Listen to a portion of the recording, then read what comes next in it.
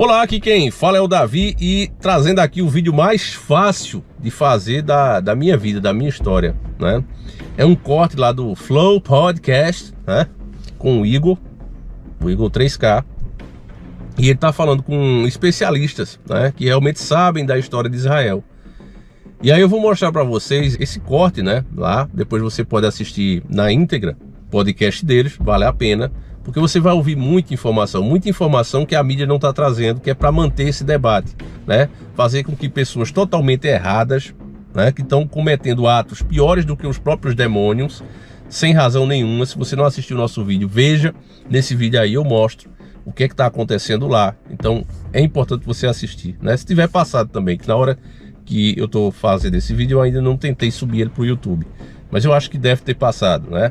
Normalmente passa, depois é que eles derrubam, mas enfim.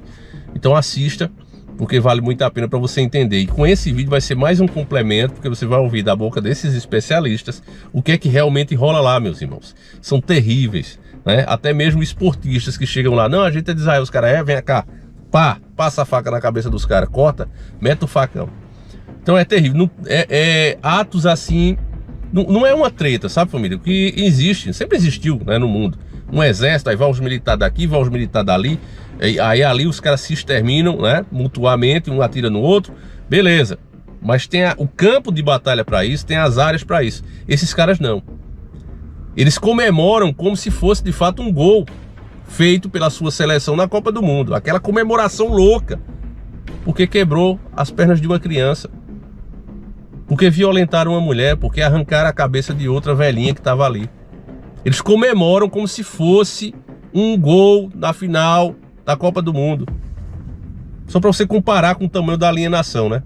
Para você ter ideia. Então, com esse tipo de pessoa que sente uma coisa dessa, fazendo isso com outro ser humano, não dá nem para chamar de gente, meu irmão. Então, esses especialistas vão falar um pouquinho disso. E eu peço que você preste o máximo de atenção possível, porque esse tipo de conteúdo é difícil de trazer. Então, preste o máximo de atenção possível. Para dar um exemplo do que acontece na história. Em 1972, a Organização para a Libertação da Palestina, um grupo que fazia parte da Organização para a Libertação da Palestina, denominado de Setembro Negro, matou a delegação de Israel nos Jogos Olímpicos em Munique. Uhum. Mataram todos os atletas, menos alguns poucos que conseguiram escapar. Alguém já ouviu falar de um ataque contra uma delegação de atletas olímpicos? Os palestinos atacaram a delegação olímpica em Munique e mataram todo mundo que eles puderam matar. Não sobrou um dos perpetradores. Ao longo de anos, Israel matou um por um de todos os que estiveram envolvidos no massacre de Munique. E é isso que vai acontecer com a liderança do Hamas e com os militantes que participaram desse evento. Já tem 1.500 palestinos, terroristas palestinos mortos em Israel.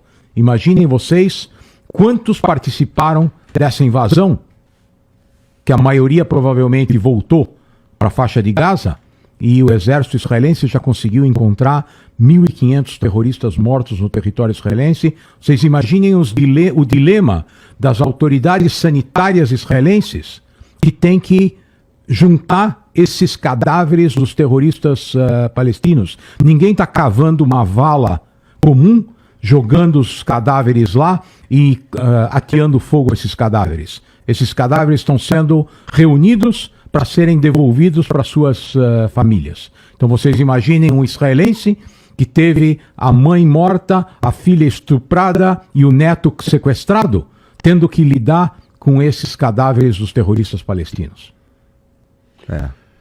Mais uma pergunta para você fazer para o professor Samuca. Faz aí, pô. Acho que ele tá te ouvindo. Eu não sei, você é o entrevistador. Não sei como eu sobrevivi até hoje sem você. Você é o entrevistador. Não estou entrevistando ninguém, estamos conversando.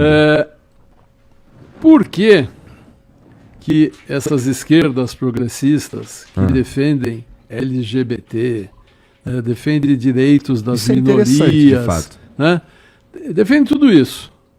Israel é o único país onde tem parada gay, onde o homossexual tem todos os direitos. Tem uma galeraça lá LGBT, uma né? galeraça lá, em paz. No Irã eles são enforcados. Se as mulheres mostrarem os cabelos, elas são chicoteadas. E mortas. E mortas. As adúlteras são apedrejadas no século XXI. Nós estamos no século XXI, a adúltera é apedrejada. A mulher não tem direito a nada.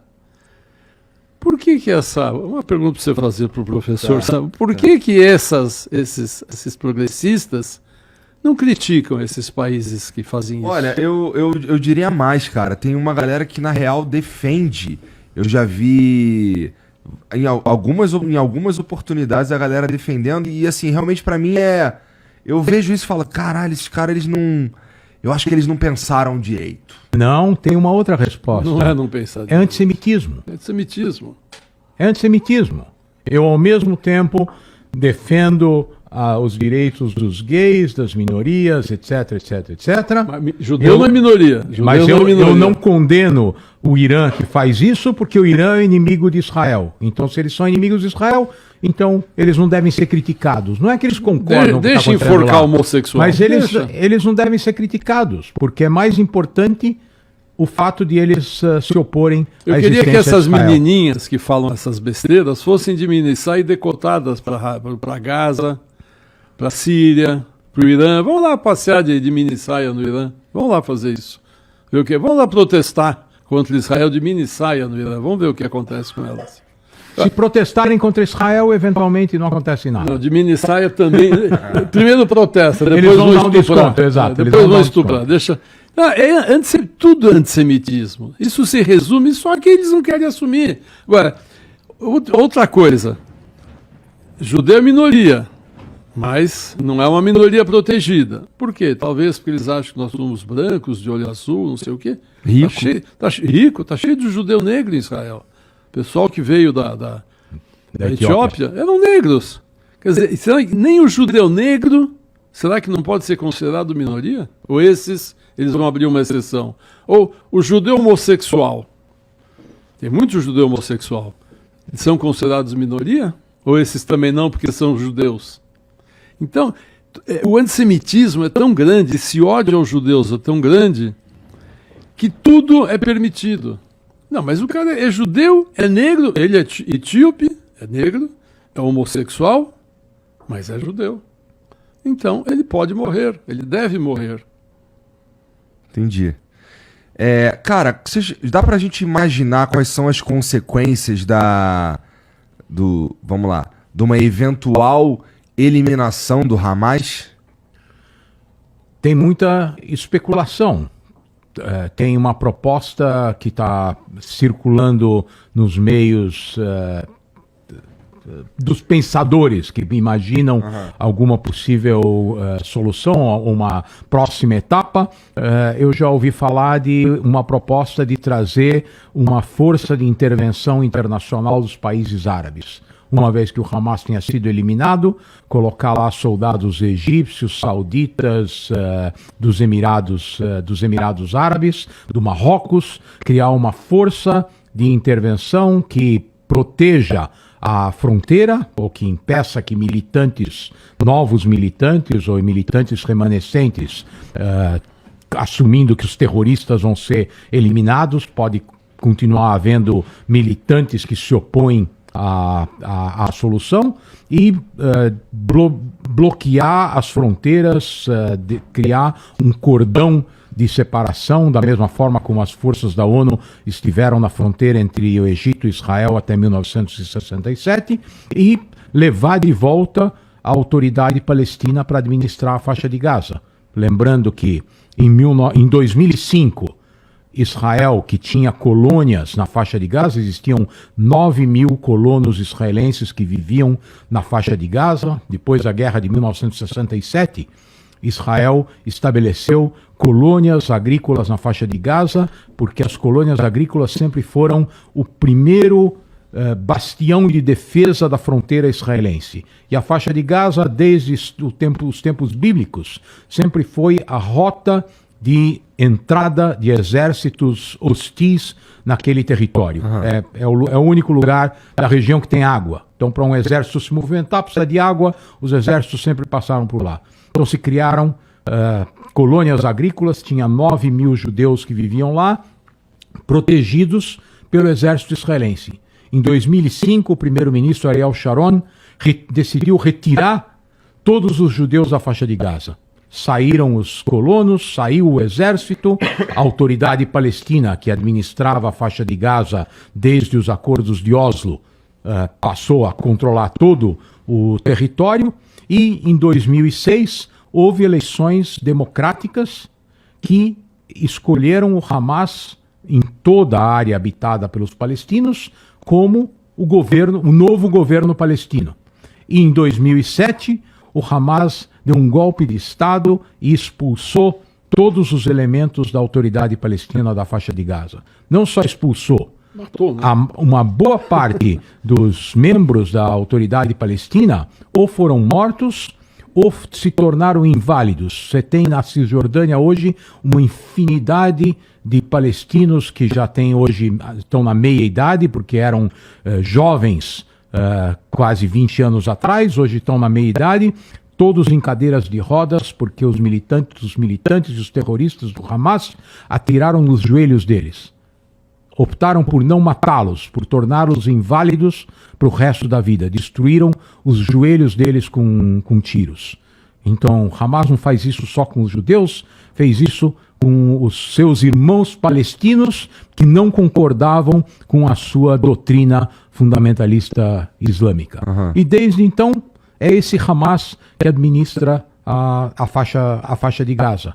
Então, e a autoridade palestina não consegue ou não quer retomar não, essa a autoridade parte? palestina não consegue. Isso se transformou num conflito armado entre o Hamas e a autoridade palestina. E hoje a autoridade palestina está a dezenas de quilômetros de distância da faixa de Gaza. Eles estão em Ramallah, administrando a população palestina que vive na Cisjordânia, e o Hamas administra a faixa de Gaza. Por isso eu disse antes, Entendi. existe na prática Dois estados. um Estado administrado pelo Hamas na faixa de Gaza. Uma vez que o Hamas for eliminado, eventualmente pode se estabelecer uma nova forma de controle. Bom, meus irmãos, agora que você está mais ciente, né? Eu peço mais uma vez que você compartilhe esse vídeo, entenda, né, o perigo que é de a gente estar sempre batendo nessa tecla. Se puder aqui, né, se torne um membro desse canal, compartilha, deixa aquele like, o seu comentário ajuda também. Não pense que, vou só comentar aqui, vou estar babando o ovo, tem nada a ver com isso, meu irmão. Saiba que só o fato de você comentar, você está ajudando o alcance do vídeo. Se mais uma pessoa despertou, foi graças a você. E eu acho que o trabalho de todo cristão é esse, é sempre despertar mais um. Então, meus irmãos, eu também fiz um vídeo, tá lá no canal, no nosso canal 1, fazendo uma análise do filme A Rocha do Diabo. E eu coloquei o link desse filme lá, que tá aqui no YouTube, para você poder assistir gratuitamente. E eu faço uma análise, que é muito bom você assistir essa análise, onde esse filme, ele mostra o bigodinho da Segunda Treta Mundial, mexendo com coisas ocultas. E a gente sempre soube, tem livros, inclusive, que falam desse lado. Ele não mexia um dedo antes de consultar essas entidades. E quando você observa a agenda, meus irmãos, você percebe que, de fato, tudo isso que está sendo feito ao longo de décadas, que ultrapassa o tempo de vida de qualquer ser humano, não pode vir da cabeça de um humano. Tem uma inteligência maior que esses caras seguem, que está guiando eles. E tudo isso são passos dessa agenda. Então, o filme já dá uma certa luz nesse assunto, né? Peço que você assista a nossa análise, porque eu destaco alguns pontos, eu não dou spoiler, mas destaco alguns pontos que vai ajudar você quando for assistir a entender melhor, né? A Rocha do Diabo. Talvez até alguns de vocês assistirem. Nossa, Davi, eu nem achei nada do filme. Eu achei um filme de baixo orçamento, porque de fato é um filme de baixo orçamento. Afinal de contas, a elite, né, lá fora não tá afim de patrocinar esse tipo de filme. Eles não querem nem que toque nesse assunto, né? Então, quando sai alguém que teve coragem de fazer o filme, sai de baixo orçamento. O cara tira do bolso dele e faz qualquer coisinha ali.